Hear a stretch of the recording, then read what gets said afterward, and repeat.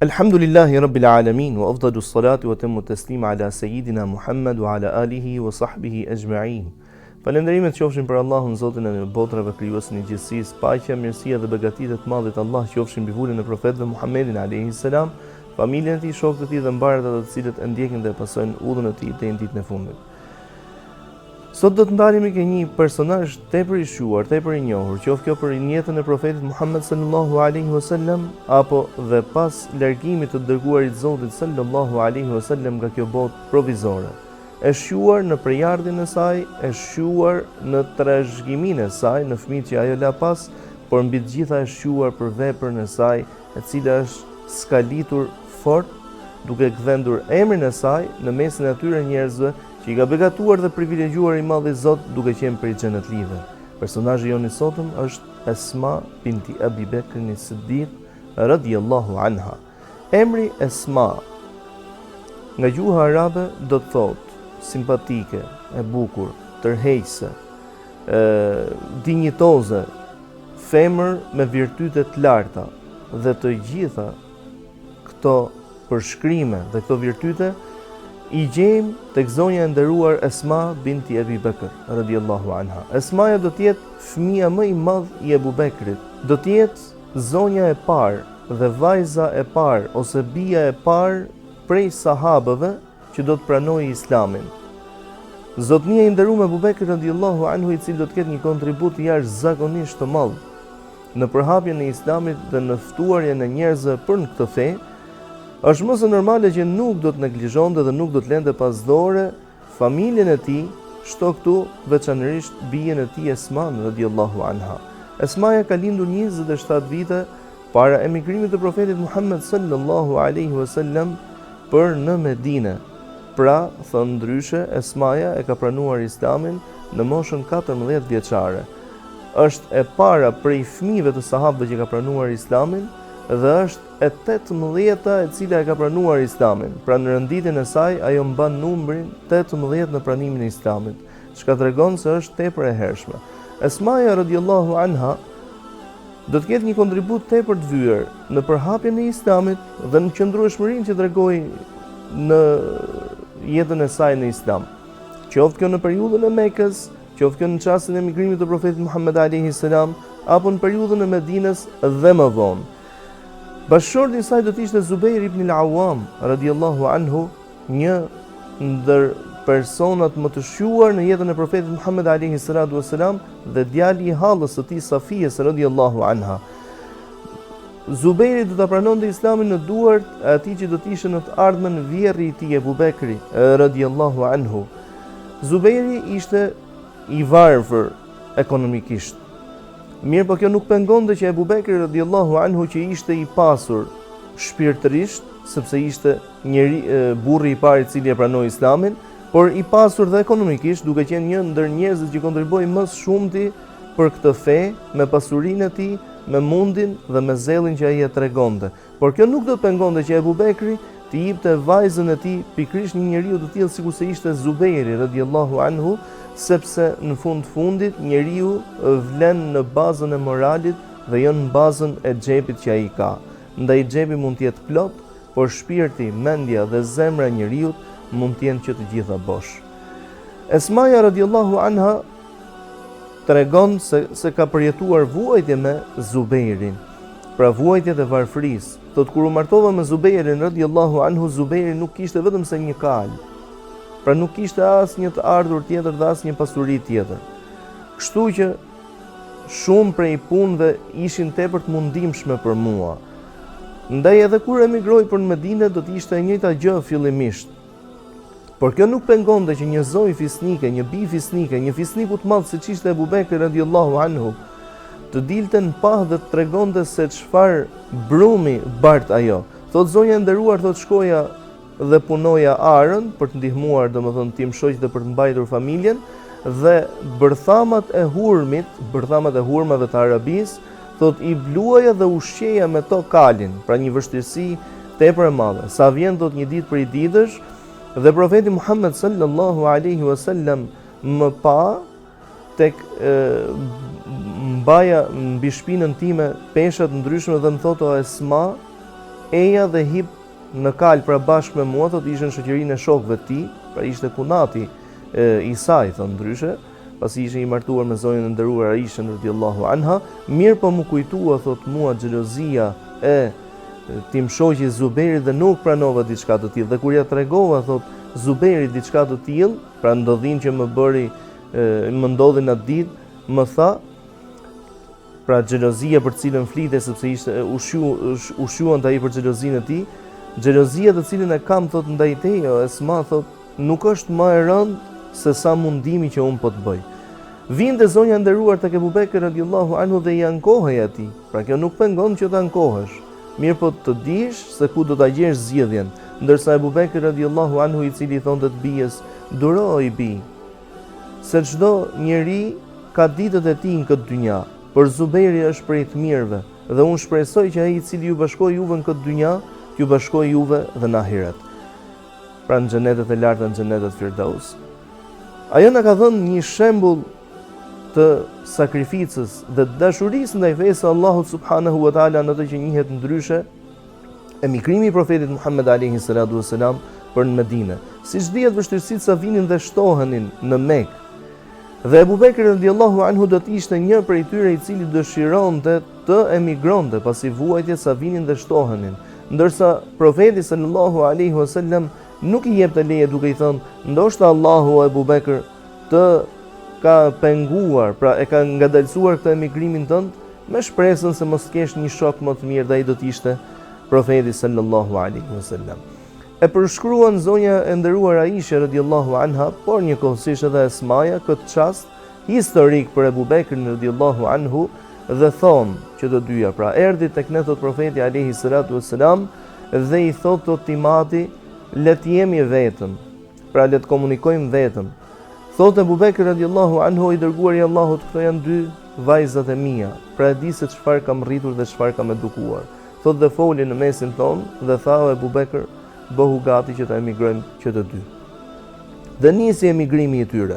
Mirë po me patjetër që ky emigrim kishte nevojë për mbështetje monetare, por kishte nevojë edhe për ushqim, për të kaluar një udhtim tepër gjatë, me plot 500 kilometra, por dhe fshehurazi, që nuk do të ishte thjesht një udhtim i gjatë, por koha në cilën do të udhtonin do të ishte nata, pra duke shfrytzuar natën ku njerëzit flinin dhe duke ju larguar, pse jo, dhe vapës së ditës. Dhe këtu ka marrë një titull nga vetë profeti sallallahu alaihi wasallam, zonja nderuar Esmaja, dhatun nitaqain. Duke përgatitur sofrën e dërguarit Zotit dhe babait të saj Abu Bekrit, apo ushqimet të cilat duhet i merrnin me vete, nuk kishin se me çfarë i lidhnin grykën e asaj sofrës pra që do të merrnin me vete, kështu që Esmaja nuk gjen gjë tjetër vetëm se fustanin e saj të cilin e kishte veshur, thot duke e grisur atë në dy pjesë, ku me njërën duke mbuluar veten e saj dhe tjetrën duke lidhur grykët e kësaj sofre, dhe nga ajo ditë ajo mori titullin dhatun nitaqain, apo fustani i ndar më dysh tashmë. Dhe niset dhe largohet Abu Bekr radhiyallahu anhu nën shoqërinë e zotërisë së njerëzimit dhe zotërisë së mbar krijesave të dashurit ton zemra Hazreti Muhammedit alayhi salatu wasalam, duke lënë pas familjen e tij, vajzat e tij, duke lënë nënën dhe babain e tij.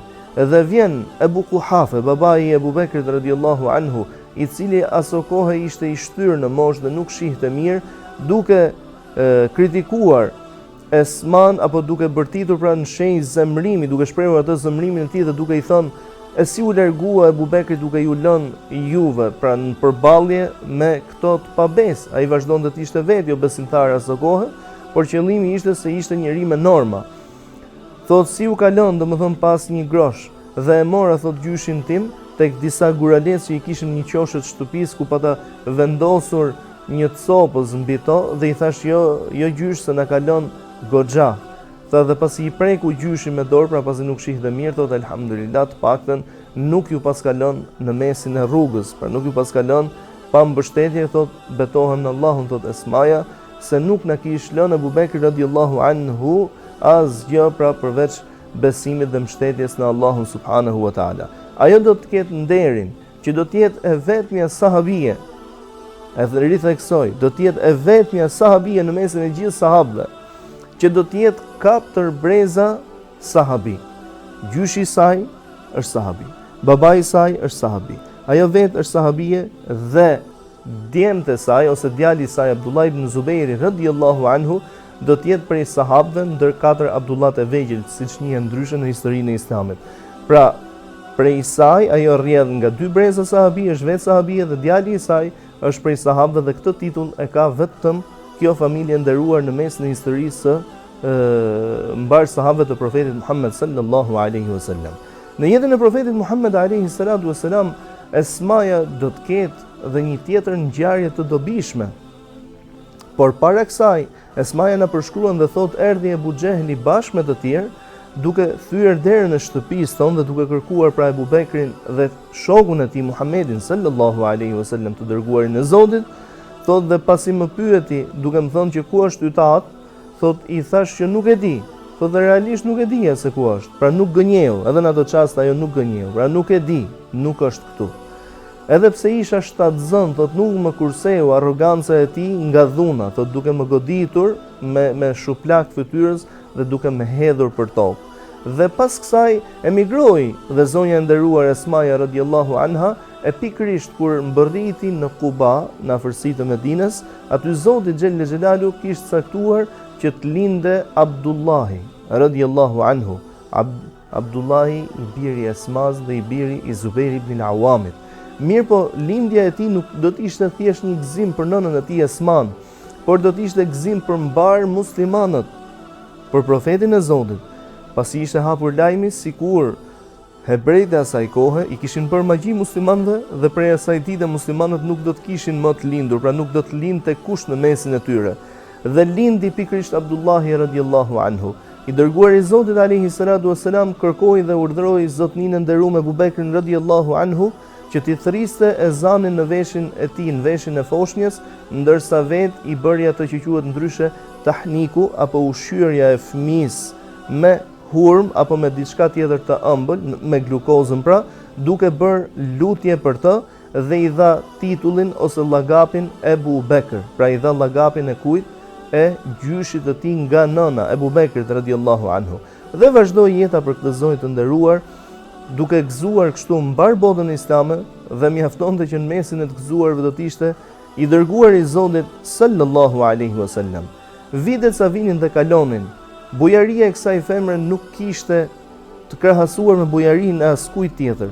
Ai sa e ka përshkruar zotëria i nderuar, djali i saj, Abdullahi radhiyallahu anhu duke thënë, thot tezja dhe nëna ime, ose tezet më mirë të themi, sepse ka patur 2 teze, Aishen dhe një tre vajza ka patur Ebu Bekr radhiyallahu anhu, shquhenin për bujarinë e tyre. Nuk kam parë thot në gradën e tyre në bujari, por diferenca midis Esmas thot dhe Aishes radhiyallahu anha është se Aishja e ruante, e depozitonte atë pasurinë e saj dhe ndante prej saj, ndërsa Esmaja radhiyallahu anha nuk depozitonte asgjë. Pra gjithçka që kishte në dorë e ndante dhe thonte nuk ka nevojë të ruaj diçka për nesër. Kjo është fraza që nuk ka nevojë të ruaj diçka për nesër, duhet kuptuar. Nuk kemi të bëjmë me njerëz naiv dhe nuk kemi të bëjmë me njerëz të lojtur, por kemi të bëjmë me njerëz të cilët punojnë dhe Esmaja ishte një ndër ata femra që punonin për të mbajtur familjen e saj. Por dashuria për bujarinë dhe për bujarin që është Allahu subhanahu wa taala bënte që këto femra ose këto njerëz të mbështetenin Allahu subhanahu wa taala duke mos u friksuar varfërisë. Mirë po Esmaja nuk do të ishte vetëm kaq.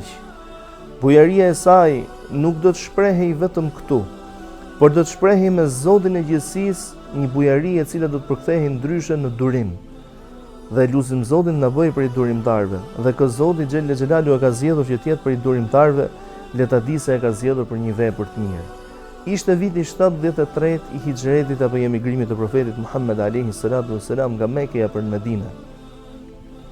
Këtu do të ndodhte një përballje e madhe mes muslimanëve, ku i biri i saj, Abdullahi, atij të cilit i thonin ndryshe dhe plumbi i xhamis, i Qabes, i cili ishte frekuentues i rregullt dhe e gjeje vazhdimisht duke u falur në Kabe, duke adhuruar Allahun, agjërues i vazhdueshëm, i cili kishte thuaj ndryshe gjysmën e territorit të shtetit të asaj kohe, kishin dhënë besën për të qenë i pari i muslimanëve, tashmë vjen dhe i ngushtohet rrethi duke u luftuar. Tashmë vjen dhe i ngushtohet rrethi duke u sulmuar nga sunduesit e dinastisë Omejade, Zoti i mëshiroft, duke dërguar një delegat apo përfaqësues të tyre për të rrethuar Abdullah ibn Zubairin radhiyallahu anhu, të cili tashmë i kishte mbetur Mekka në sundimin e tij. Dhe këtu Abdullahi, edhe pa dashur për të futur në detaje të përballjes së tyre, këtu Abdullahi radhiyallahu anhu e thret të amën e tij ose kërkon të vizitojë nënën e tij, duke i thënë: "Nën, siç e shikon oj nën, tani jam rrethuar." Më kanë braktisur thuajse dhe njerëzit më të afërt, pra kam ngelur tashmë vetëm me Mekën. Nëse dikur kisha një hartë territoriale tepër të madhe, tashmë kam mbetur vetëm me Mekën. Çfarë do më këshilloje, thot nën? Thot biri im, ato që e ke bërë në emër të Zotit, pra nëse diçka e ke bërë në emër të Allahut subhanahu wa taala, vazhdoje. Jeto me dinjitet dhe vdis me dinjitet. E nëse nuk e ke bërë në emër të Allahut subhanahu wa taala, kërkoj falje Zotit të gjithësisë. Por kishte ai sinqeritet Abdullah ibn Zubair radhiyallahu anhu sa tregonte se çdo veprim të cilin e kish bërë në emër të Allahut. Dhe do të bëhej një luftë e rrep, kur për herë të parë në historinë e Islamit do të njihej ndryshe katapulta me të cilën do të goditej dhe qabja si ndërtesë. Dhe normalisht që prishja e qabës si godin nuk do të jetë më e rëndë se sa vrasja e një muslimani apo vrasja e një shoku të pejgamberit alayhi salatu wassalam. Dhe vjen çasti që dhe Abdullah ibn Zubair radhiyallahu anhu ja dorëzon shpirtin Allahu subhanahu wa taala në këtë përballje. Por më parë pra, Esmaja i kishte thënë që jeto me dinjitet dhe vdis me dinjitet dhe mos bjer kur rob, pra mos kërko mëshirë prej tyre. I thot Abdullah, i kam frikë, thot se pasi të vdes, pra pasi kemi të bëjmë tashmë me një vrasje apo vdekje të sigurt, kam frikë se do të macënojnë deri dhe kufomën time. Këtu zonja e nderuar po flet me djalin e saj. Dhe është në moshë, këtu kemi të bëjmë me një Esma që është në 100-ën, është viti 100 për të. Është e thyer në moshë, por është tepër e mbajtur, nuk e humbi kur kujtesën, memorien, vigjilencën e saj, madje në aspektin fizik, ajo që tregohet për Esman është që nuk i kishte rënë asnjë dhëm. Pra ishte tepër e mbajtur edhe fizikisht. Po flet me të birin e saj dhe i thot: "Biri im, dije se delja e therrur, pra që nuk ka më shpirt, nuk e ndjen më rrjepjen e lëkurës që i bëjnë ata. Pra mos ki meraket për pas vdekjes, por mendo se si ta mbyllësh me dinjitet jetën e kësaj bote." Dhe u nda këtu me të birin e saj dhe u largua, domethënë zonja e nderuar, dhe ashtu ndodhi me të vërtetë. U vra Abdullahi radhiyallahu anhu dhe nuk do të mjaftonte vetëm vrasja e tij, por do ta lidhnin për ta bërë shembull për të tjerët, pra si për të treguar se kushdo i cili ngrihet ndaj pushtetit, i tillë do të jetë përfundimi për të. Dhe këtu na tregon sahabiu i nderuar Abdullah ibn Umayr radhiyallahu anhu, i cili dëgjon zëra, pra dëgjonte Mekën apo Qabën, e cila buçiste me tekbire, me thënien Allahu Akbar, Zoti është më i madh. Dhe pyet dhe thot ç'janë këto tekbire? Thot këto tekbire janë për vrasjen e Abdullah ibn Zubairit, pra buçet ushtria e drejtuar nga Hajjaj ibn Yusuf al-Thaqafi, Zoti e mëshiroft, thot buçet ushtria me këtë siglën Allahu Akbar për vrasjen e Abdullahit. Thot ata njerëz të cilët kanë buçitur Allahu Akbar në ditën e lindjes së Abdullah ibn Zubairit kanë qenë më të mirë se këta të cilët buçasin më të madhe Allahu Akbar për vrasjen e tij.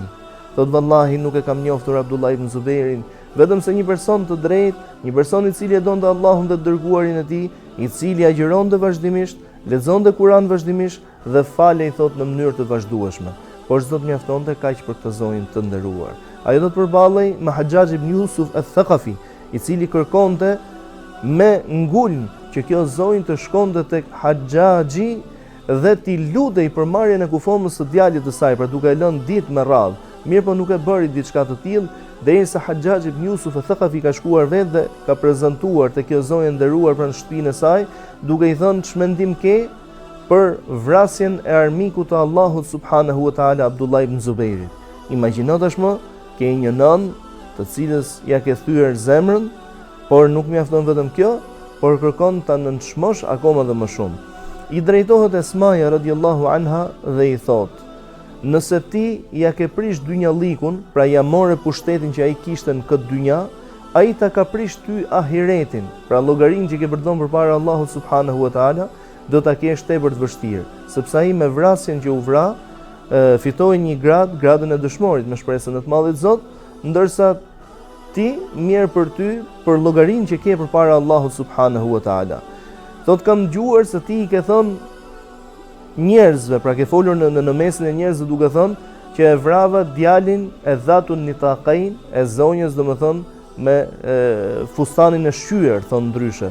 Thot është e vërtet, një shprehje e tillë unë krenohem me të, sepse ma ka thënë profeti alayhi salatu wassalam mua një titull të tillë, por thot unë kam dëgjuar profetin ton të dashur i cili thonte ke Beni Thaqifët, fis nga i cili buronte domethënë Haxhaxhi, do të dalë një gënjeshtar dhe një zullumqar, një i padrejt. E për sa i përket thot gënjeshtarit, atë e kemi parë, pretendenti për profetësi pra, që kishte dalë në atë kohë, Muhtari. E për sa i përket thot zullumqarit, thot unë nuk mendoj ndryshe, vetëm se ky zullumqari thot do të jesh ti. Kjo zonjë nderuar kishte një xhybe të pejgamberit alayhi salatu wassalam, që e kishte trashëguar pra nga i dërguar i Zotit, të cilën nuk ja jepte askujt, por ka thënë Esmaja kur dikush sëmurej, thot e lanim xhyben e pejgamberit alayhi salatu wassalam, pra e fusim në ujë, në një enë me ujë, dhe merrnim ujin që e kishim marrë prej kësaj xhybes dhe lanim të sëmurët me ta, duke kërkuar prej Allahut subhanahu wa taala që Allahu të zbriste shërimin dhe ata shërohenin.